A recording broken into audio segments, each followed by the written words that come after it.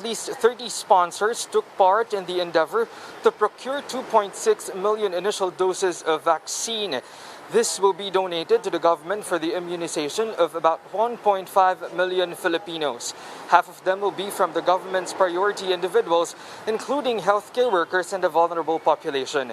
The other half will be given to employees of the private firms qualified as members of the priority population. Galvez said the move is a big help as the country builds a portfolio of COVID-19 vaccines for the next years. Presidential Advisor for Entrepreneurship Joey Concepcion estimates the arrival of the vaccines by May or June 2021. AstraZeneca is among the 5 vaccine manufacturers seeking to conduct clinical trials in the country. According to the Science and Technology Department, AstraZeneca's application for clinical trials in the country is still pending with the Vaccine Experts Panel. Jaime Montoya, director of the DOST's Council for Health Research and Development, reveals that the firm also intends to apply for Emergency Use Authorization or EUA. President Duterte is set to issue an executive order allowing our Food and Drug Administration to process an EUA. Under the streamlined procedure, the approval of a vaccine in the Philippines may take at least 21 days. Sean, meanwhile, 2 candidate COVID-19 vaccines are now pending with our Ethics Review Board. These are China's Sinovac and Clover Biopharmaceuticals, who seek to conduct clinical trials phase 3 in the country. Dr. Montoya says they may be able to start their trials in the Philippines by late December or early January 2021. Sean? Thank you for that update. Greg Gregorio of News 5 joining us live from Mandaluyong City. Russian vaccine manufacturer Gamaleya wants to join forces with British pharmaceutical firm AstraZeneca for a more effective COVID-19 shot. The Russian pharma has suggested mixing the use of the 2 vaccines to boost efficacy for a possible new clinical trial. Experts believe, though, that this could be important, especially for patients that are up for revaccination. And foreign spouses and children of Filipino citizens, as well as balikbayans, will be allowed to enter the country starting December 7. The IATF says it is still required to book a quarantine facility and COVID-19 testing before arrival. The Bureau of Immigration is also expected to come up with guidelines for returning Filipinos. For its part, the Tourism Department welcomes the development as it will allow Filipino families to celebrate Christmas together with their relatives from abroad. We're going to pause for a quick break, but we will be back with more stories after that. Keep it here on One News.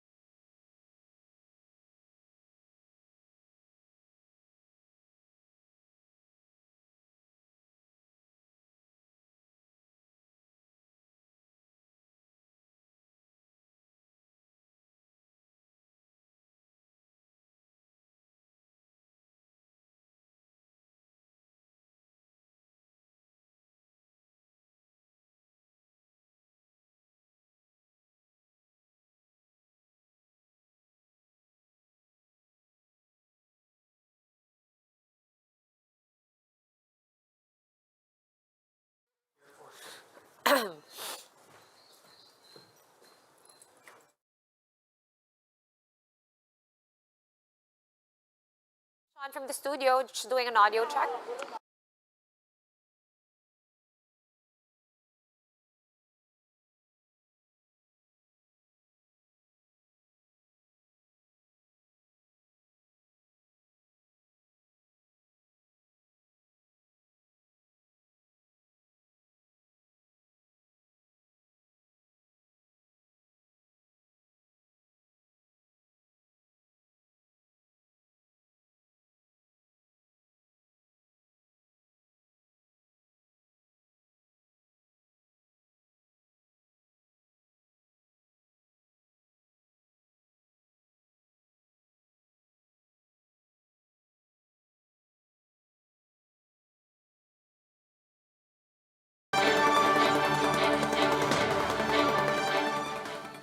You're still watching One News Now. I'm Sean Yao.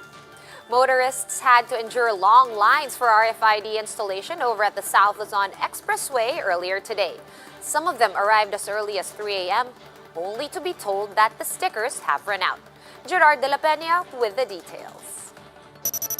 The line of motorists claiming their RFID stickers at the C5 entry of South Luzon Expressway spanned more than a kilometer on Friday. Some of them arrived as early as 3 a.m. but still did not make the cut. One of them is William, who had to wait all day after being told that the tollways company have run out of stickers.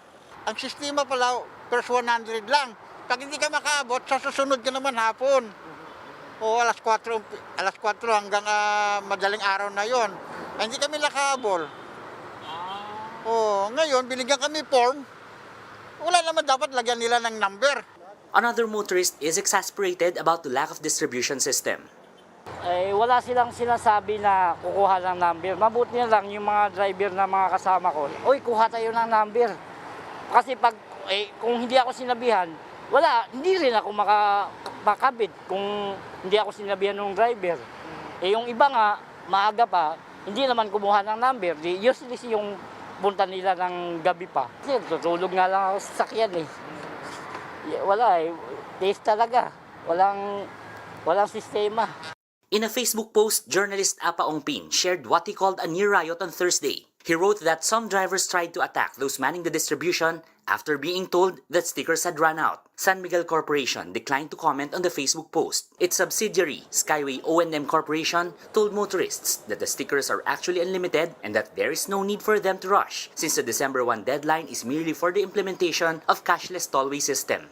Ito na naman yung last minute rush natin na kinaugalihan . Gusto akala nila siguro na naman may deadline sa stickering. Pinapaliwanag naman natin simulat sa polpa na wala naman tayong deadline sa paglalagay ng stickering. The company is also committed to set up lanes in its toll gates where motorists can have drive-through installation of RFID stickers. They will also allow motorists who do not have RFID stickers yet to pass through its toll gates. Simula bukas, palagay ko, lahat ng toll lanes namin will be 24/7 nag-admit ng ng kahit na wala ka pang sticker, papapasukin ka, tapos itatabi ka para maglagay ka na ng sticker, upload. The Transportation Department said apprehension will only start on January 12 and that installation of RFID stickers will continue at toll plazas. For News 5, Gerard de la Peña, we are One News. A shopping center in San Juan is holding a long weekend sale with less than 1 month left before Christmas. JC Cosico joins us live from San Juan for the latest. JC, are health protocols being properly enforced over there? Sean, today is the start of the 3-day sale here at the Green Hills Shopping Center in San Juan City. Officials assure mall goers health protocols are in place.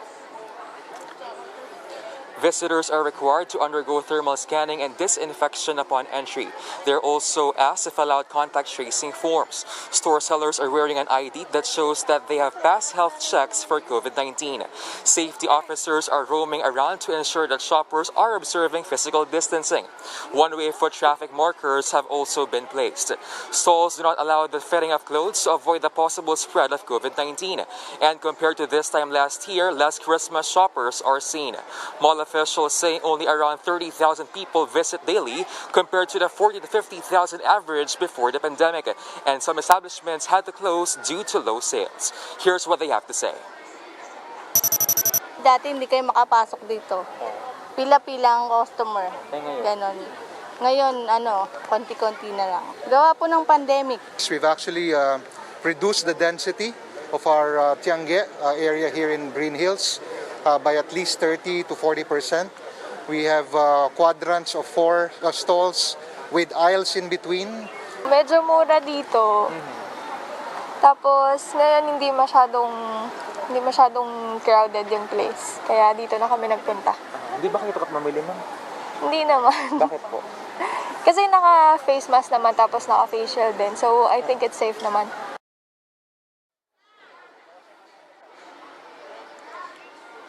Sean, the LGU said they're conducting a surprise inspection to ensure the compliance of establishments to health protocols, and violators will be penalized, or worse, they may face a shutdown. Now, Suman Mayor Francis Zamora will also ask the Metro Manila Council to allow residents aged 15 to 65 to go out in GCQ areas. Back to you. Thank you for that update, JC Cosico, reporting to us live from San Juan City. The Joint Task Force COVID Shield is calling on the Catholic faithful to go online for this year's Simbangabe. In an interview with the chiefs, Lieutenant General Cesar Binag said they're coordinating with LGUs for the strict implementation of health protocols in churches.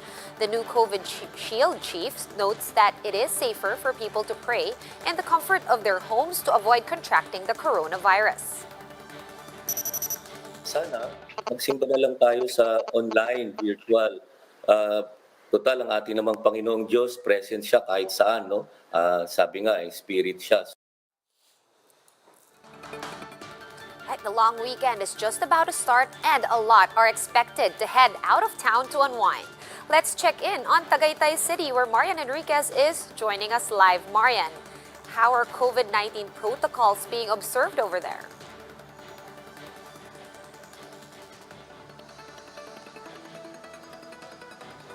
Sean, hundreds of tourists have started to flock here in Tagaytay City for the long weekend. And surprisingly, we were not welcomed by heavy traffic, but by the cold Christmas breeze. Locals and tourists in Tagaytay City have started to feel the cold breeze as the holiday season approaches. They say it feels like they are in an air-conditioned room while strolling outdoors. On Friday, the temperature dropped to just around 22 degrees Celsius and is expected to decrease further in the next days. Our news team chanced upon this family from Quezon City who are enjoying the view of the Taal Lake. They will stay at a nearby hotel for the long weekend due to the observance of Bonifacio Day on Monday. Masyado akong stress sa trabaho kaya kailangan ko ng konting pahinga. Yan. At bakit po Tagaytay, sir? Ewan ko, ito yung malapit kasi parang Baguio,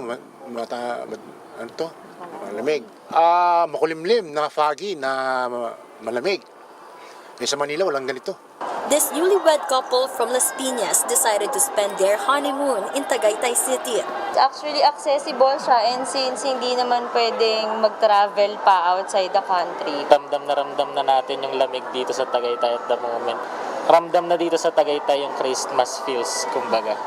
The hotel management assures the public that minimum health protocols against COVID-19 are being observed. Temperature checks and sanitation areas are put in place at the entrance of the establishment. Hotel staff are also conducting disinfection activities every 30 minutes. Yung mga table arrangement natin may social distance talaga. But of course, kung mga family naman, like for example, mag-asawa, okay naman na magkadikit silang dalawa. The management reminds potential tourists that only 15 to 65 years of age are allowed to check in at the hotel. This is the same policy for this restaurant where we encountered a visiting family from Manila. Aside from being their first out of town since the pandemic, they are also celebrating a birthday. Masaya ako kasi birthday ko eh.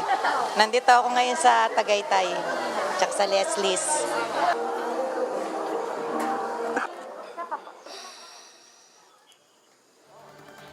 Sean, as of the moment, we are only seeing light to moderate traffic along the main roads of Tagaytay City. But motorists may need more patience as come Saturday as more tourists are expected to go here for the long weekend. Sean. Right. Thank you for that update and good luck with the traffic. Marian Enriquez live from Tagaytay City. For more updates, visit News 5, the Philippine Star, and Business World online. Visit our website, onenews.ph, for more in-depth analysis. You can also catch One News on the Signal Play app. Register for a free account at www.signalplay.com and stream One News live anytime, anywhere. I'm Sean Yao. We are One News.